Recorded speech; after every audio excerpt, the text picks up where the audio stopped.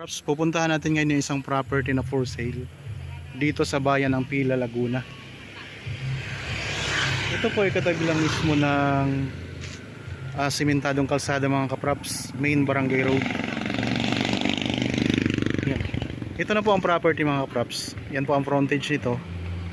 Bali ang frontage po nito ay 55 meters. Yan, malawak yan mga kapraps. Meron na ditong linya ng kuryente at saka tubig. Ang direksyon na ito ay papunta po sa town proper ng Nagcarlan, papunta rin po sa Liliw, pwede pong dumaan pa Maayhay, pwede rin pong dumaan pa Santa Cruz, at papuntang Lokban, pwede rin po dyan mga kapraps, papuntang Quezon Province. Tapos dito naman, itong direksyon na ito ay papunta naman po sa town proper ng Pila, Laguna. Nasa 10 minutes travel time lang po mga kapraps ang distansya nito. So actually may kasama kami ngayong buyer mga kapraps. May nasasakyan nila oh. So ito yung frontage mula po doon sa, ayan, nakabakod na to palibot. Mula po doon sa pinakadulo nitong bakod hanggang dito po. Bali ang sukat nito ay, ang sukat po nito mga kapraps ay 2,961 square meters. Okay. Ayan po ang bakod, ay mataas po ang bakod nito mga kapraps. At saka may mga solar na rin po yung perimeter niya. Ayun, may mga solar na rin mga kapraps. Okay, pasok po tayo.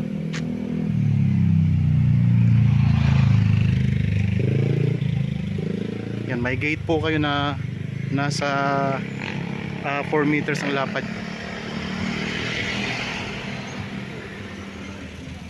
Okay.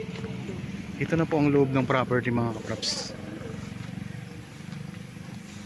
Ganda. May mga tanim sa loob. Yan, may mga puno ng avocado, may puno ng mangga. Actually mga kapraps, may kasama kami ngayong buyer, sabi ko kanina. Ayan po sila. Daming mga tanim na lansones mga kapraps.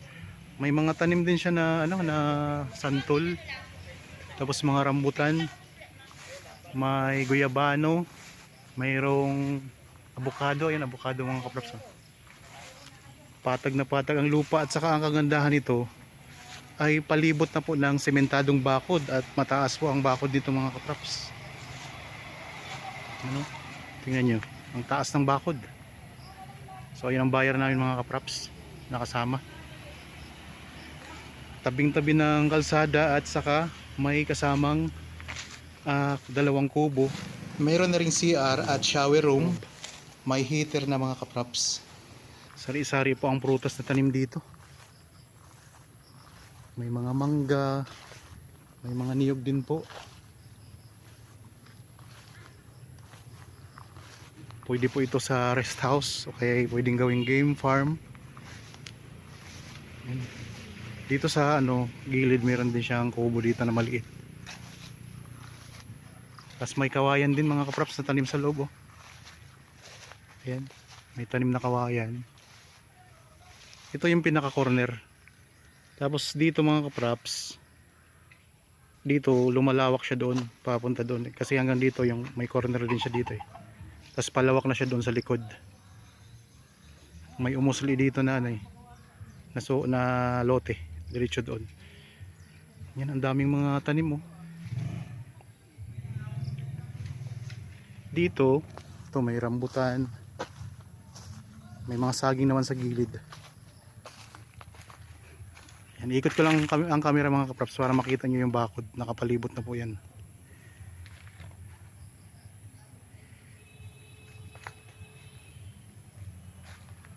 Lapit lang dito sa town proper, nasa 10 minuto lang po. Nasa town proper ka na ng Pila, Laguna.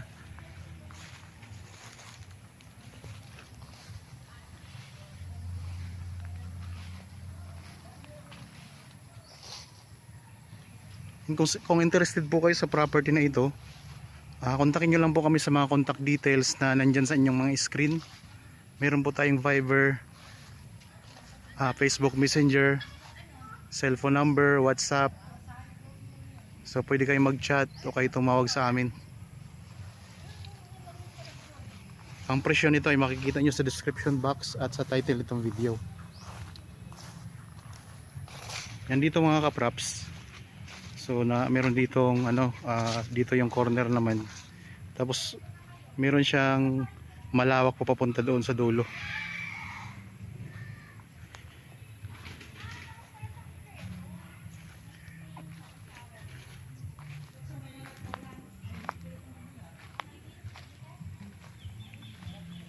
Dito tayo sa may likod. Yan, nandito na tayo ngayon sa bandang likod ng property.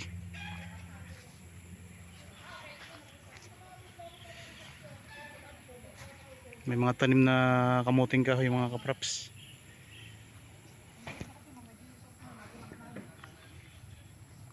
Ganda.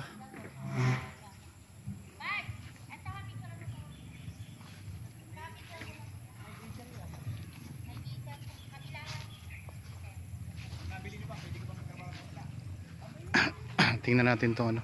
Yan, may kubo, dalawang kubo siya. Tapos doon kanina, may kubo din doon.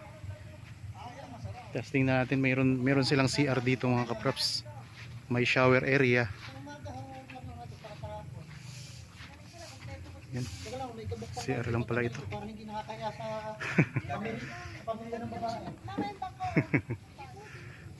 Ikot ko lang ang camera mga kaprops. Nandito tayo ngayon sa loob. Sa may bandang gitna.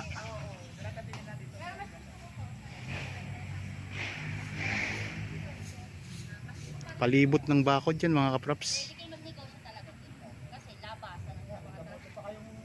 Tara, tingnan natin ang CR nila. 29 ano to sir? 2961 square meters. Yan, ito yung comfort room. Ating buksan ang ilaw. Yan. Malawak po ang, may CR na siya mga kaprops dito sa loob ng property.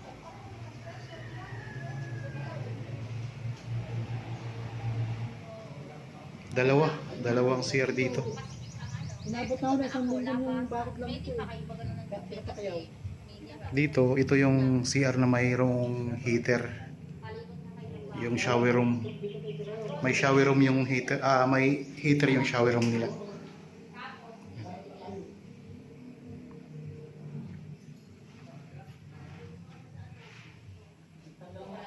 Mga kaprops, may CR na kayo, no? Ganda. Kasi parang walang din siya ng presyo. Parang siya. Ito yung mga kubo na kasama. Oo.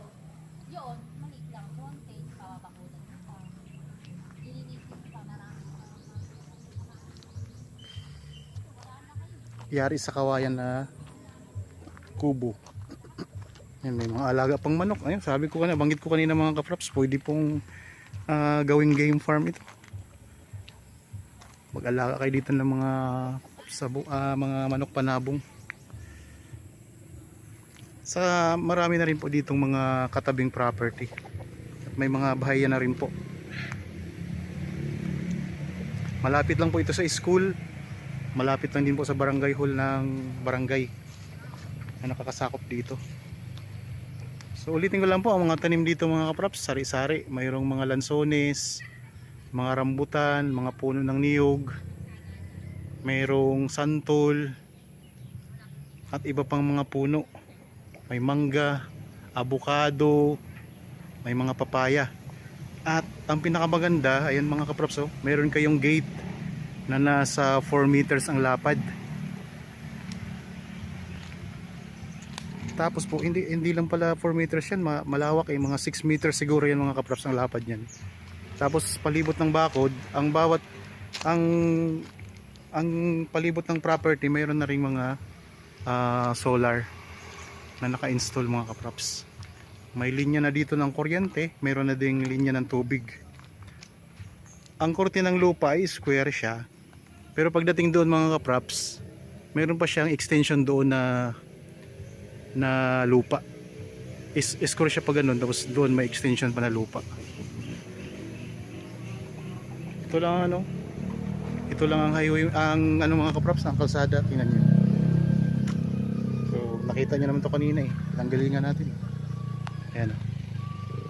So yun lang kalsada. Ito yung papuntang papuntang town proper ng Pila, Laguna. Pwedeng pa Los Baños, pa San Pablo, papuntang Calauan, papuntang Manila, Calamba. Ayan, pwede dito itong direksyon na ito mga kapas, pwede kayo dito.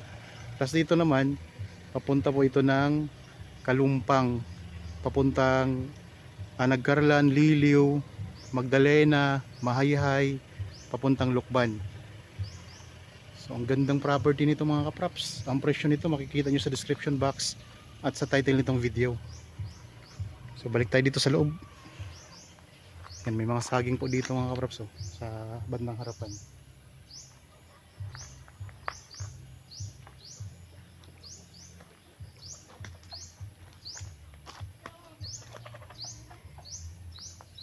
Yan, isang ikot pa tayo para makita nyo ang buong property.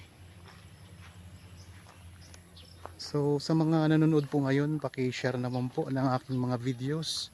Baka may mga kaibigan kayo, kilala, kamag-anak na naghahanap ng property na gustong gawing investment. At dito sila makakahanap sa pamamagitan ng aking channel mga kapraps. At meron din po akong Facebook page at TikTok account. Paki-follow naman po. Paki-share na rin po sa inyong mga kilala at kaibigan, mga kamag-anak na naghahanap din po ng property. So marami na po kami mga viewers o mga buyers na nakabili na po sa pamamagitan namin. So sana po ay dito rin kayo makahanap mga kaprap sa pamamagitan namin po. Nandito may mga mangga at saka rambutan mga kaprap, santol, saging. Dito lang to sa isang corner mga kaprap, sa corner dito sa may gilid ng kalsada. Gandang property nito. Ayan lang po ang contact details sa mga kapraps. Kung sakaling may tanong kayo na wala dyan ang sagot sa aming tawag nito yung sa description box, pwede nyo kaming tawagan, text, o kaya i-chat mga kapraps para masagot namin yung tanong ninyo. Yan, meron pa kayong kawayan dito sa loob. Ayan, may kawayan pa kayo dito sa loob.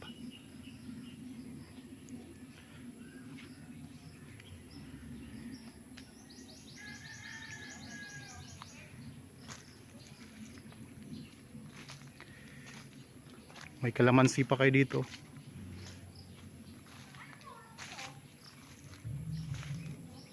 May mga solar na rin.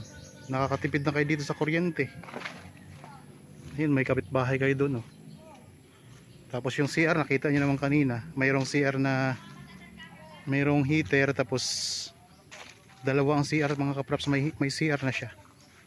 Tapos may kubo na kayo dito.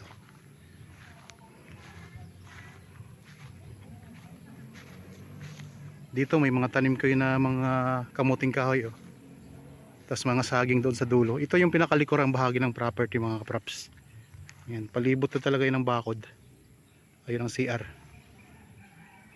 Okay, nalibot na po natin ang property.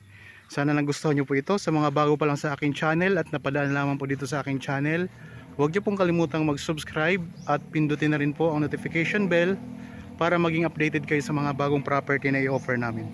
Maraming salamat po. Lagi tayong mag-iingat at God bless po sa ating lahat mga kapraps.